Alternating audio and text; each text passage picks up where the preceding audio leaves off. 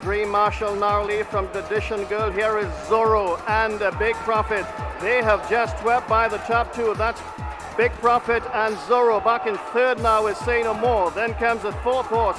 That's Tradition Girl. They turn into the home stretch and Zorro is the one who opens up from Big Profit on the inside. Back in third is Say No More. Tradition Girl is next. Then comes Sky Zim. They come inside the final 200 meters.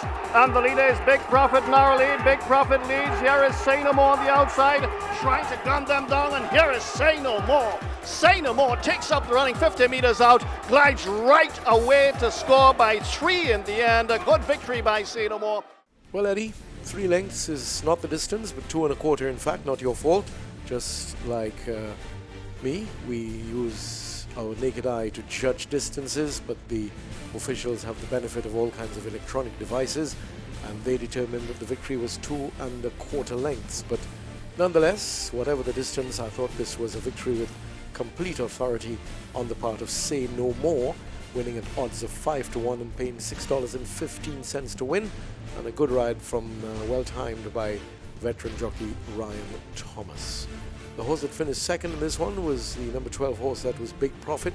Zorro got third, and Sky Zim finished in fourth place. The official time for this one was given as 1:24.3, and among those leading in the horse, I can recognize my friend in the cream shirt, that was Bill Ramratan.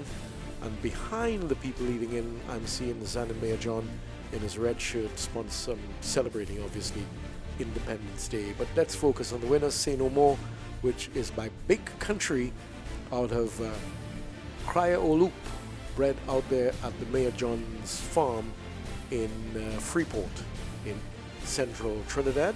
There is Zanin Mayor John in the red long sleeve shirt, and a couple of other folks involved with the stable celebrating the win by Say No More. Paid $6.15, as I said, to win, and later on the trophy was presented to Mr. Zanin Mayor John by Brian Leffoun, marketing manager at Neal and Massy.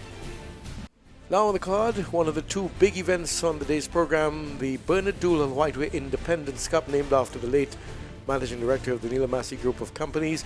Quite a few horses are pulled out of this one, but here are the starters. Modimo has been brought in from Barbados, ridden by Ricky Jadu today.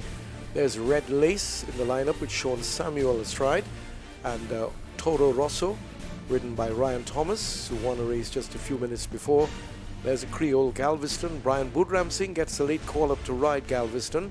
Sacred Trust is ridden by Nicholas Patrick for Zanin Mayor John.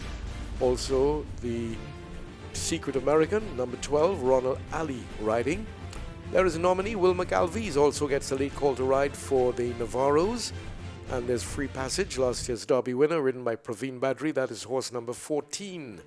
And Buffalo Soldier is ridden by Emil Ramsamy, who is in for the day. Now for the call of the big one, the Bernard Doolin Whiteway Independence Cup. Ready for the Independence Cup, and straight away they're off. And a nice start for Red Lace on the inside, as well as Toro Rosso. Here a Secret American coming through together with Nominee. And on the outside, Free Passage is also showing good speed together with Buffalo Soldier as they move to the first corner with just about 1,500 meters to go, and Toro Rosso is cutting out the running at this time. Toro Rosso leads by 2. Red Lace is in the second spot. Secret American on the far side is third. Then the favorite Galveston. Galveston is being followed by Nominee. Here is Buffalo Soldier with an early move on the outside in the hands of Ramsamy. The back 2 at this time, Modimo as well as Free Passage, as they pass the 1,200 meter pole. And the leader is Toro Rosso. Toro Rosso leads by a length and a half. Tracked in second by Secret American in the green colors.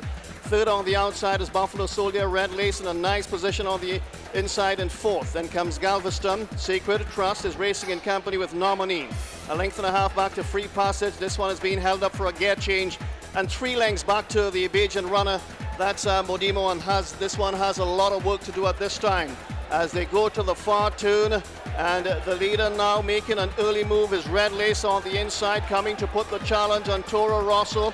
Here is Nominee into third spot. After Nominee is Galveston.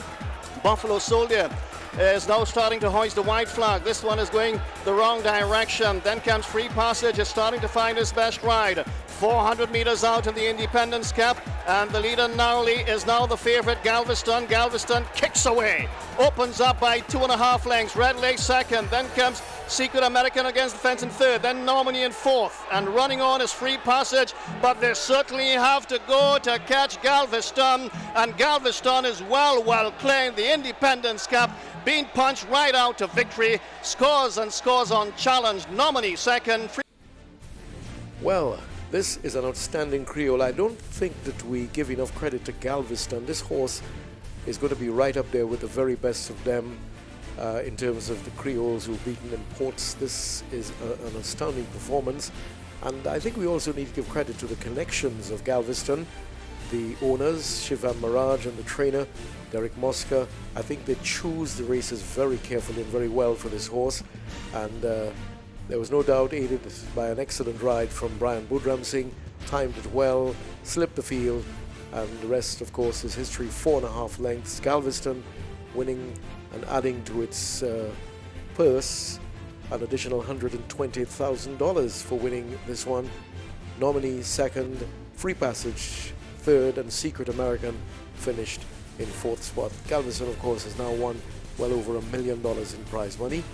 And there are the connections doing the lead in. Shivam Mirage, his dad Kama in the red shirt, and his mother Kamla is behind them as the family celebrates this wonderful win on Independence Day, the Independence Cup won by the Creole Galveston. Galveston is, of course, by a great team out of Firestorm, which is by Freshly Squeezed, bred by Ainsley Mark, who had an outstanding Creole, which almost won the Derby a couple of years ago. We remember Crown Point. So there is Galveston. The trainer of this one is, of course, as we mentioned earlier, Derek Mosca. Fine win by Galveston. And the presentation of the trophy, Gervais Warner, the managing director of the Neal and Massy group of companies, presented the trophy to the Mirages. Nestled on the spice-scented shores of Grenada's Grand Anse Beach, your next perfect getaway, the Spice Island Beach Resort. This family-run 64-suite boutique resort is set on 1,600 feet of white sand beach, captivatingly framed by the ideally located Sea Grape Suites, designed with breezy patios facing the ocean. Or you can cool off in a private pool suite, tucked away with your own terraced gardens and personal swimming pool. All our suites are fitted with custom furnishings, fine Italian linen, and luxurious amenities. Rejuvenate the body in the 5,000 square foot Genesis Spa under the restorative powers of local herbs and spices. And at the Spice Island Beach Resort, you can savor our international cuisine infused with authentic local and Creole specialties. Experience the wonder of the Caribbean at Grenada's Spice Island Beach Resort. Visit us at www.spiceislandbeachresort.com. The Spice Island Beach Resort, your next perfect getaway. We're back at the winner's circle. You're watching highlights of Independence Day races 2013 out at Santa Rosa Park. Race day 29, sponsored by the Neal and Massy group of companies. Race number 8 is sponsored by Hilo, the nation's favorite food store. 12 of them before the start. The distance is 1,350 meters. And your race caller, as always, Eddie Arnold. Ready for a start, and away they go.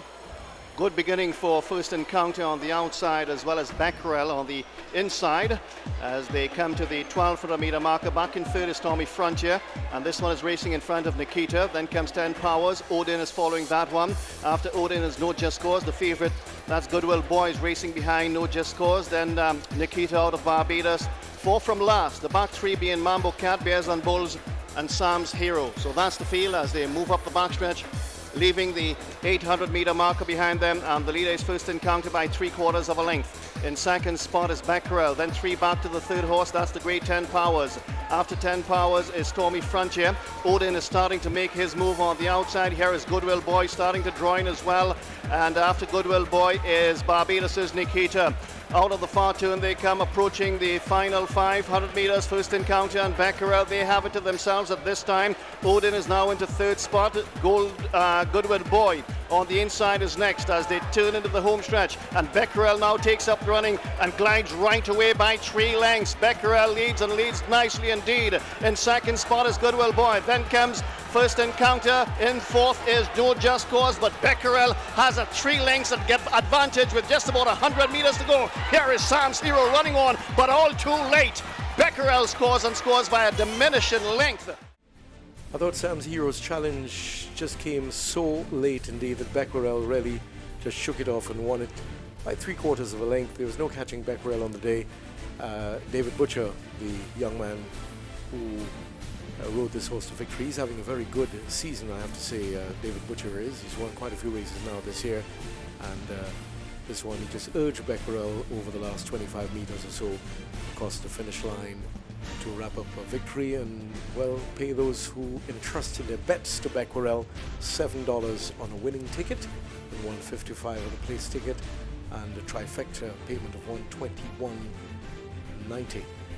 Becquerel winning it, as I indicated, by 3/4 of a length. Sam's Hero got second. Goodwill Boy finished in third place, and No Just Cause finished in the fourth spot. Quite a few people involved in the lead-in. The owner, Jairaj Ramlal, is in there somewhere, but a couple of ladies have been assigned to bring the winner into the winner's enclosure.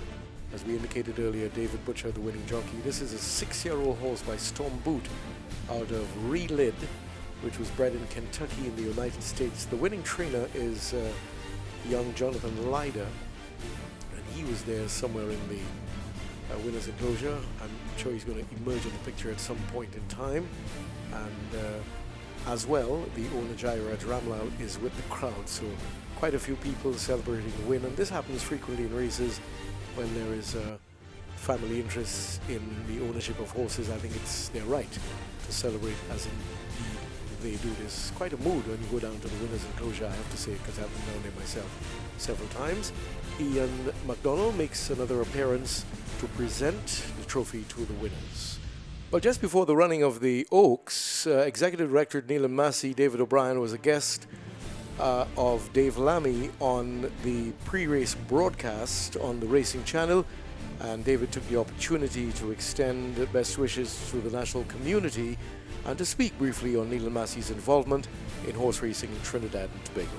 I would like to join you and the racing community, wishing everybody a happy independence. And Dave, thanks for all the guys involved in racing for helping us out and making Neal and Massy Day at the Races a very successful one.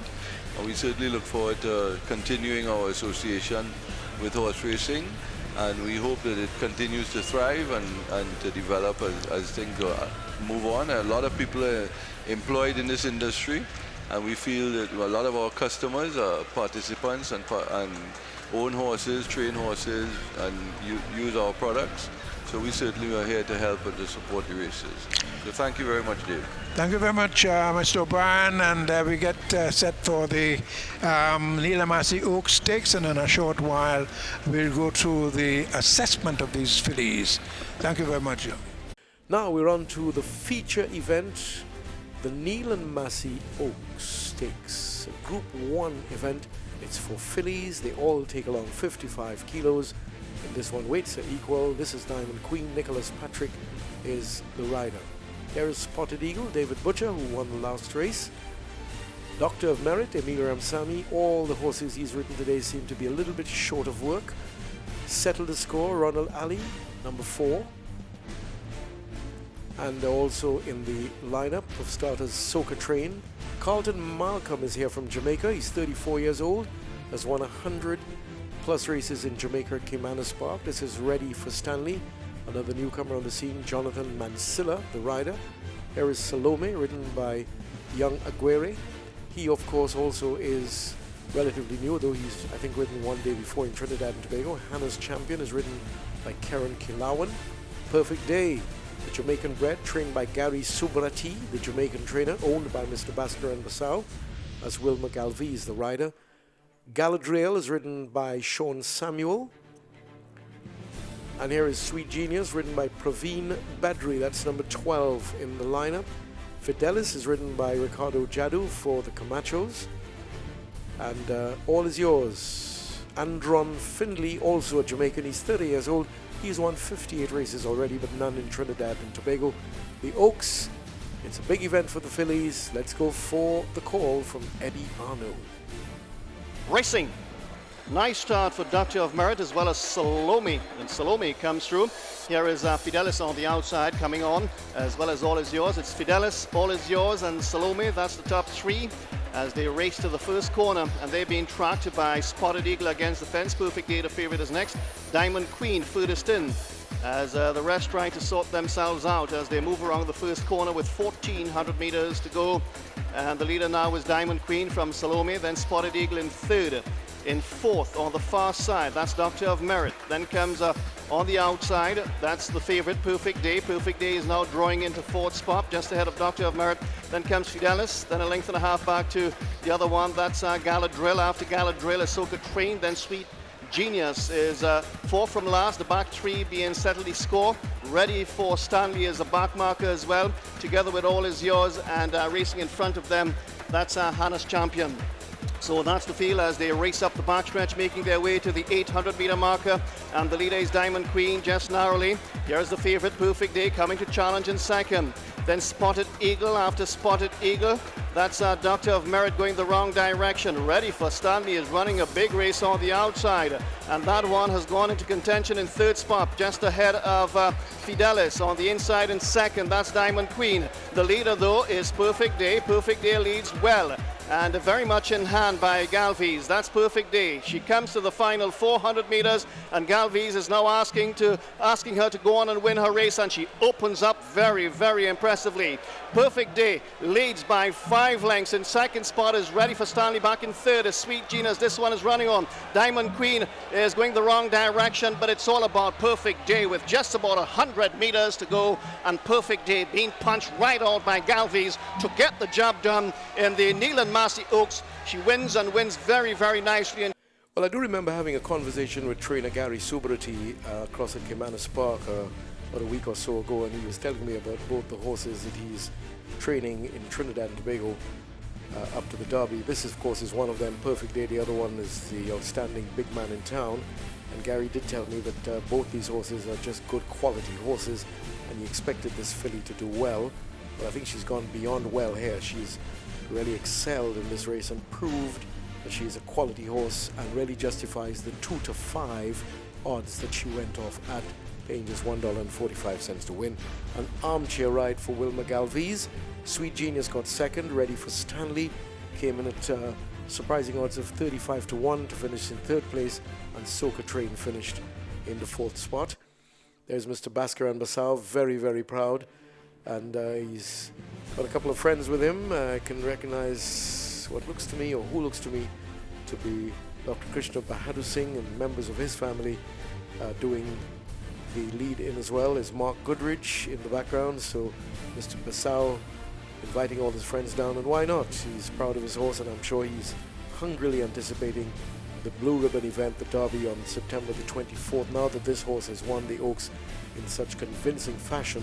And there, of course, is a body of opinion that Big Man in Town is a far superior horse to this one, so I think big things are expected. The winning jockey, as I said, Wilma Galvez. The winning time was 1:57.1. This filly is by Distorted out of Valor's Star, bred at the Ham Stables in Jamaica, the same stables that actually gave us the late Bruce on the Loose, which of course is now a subject of folklore in Trinidad and Tobago, and I believe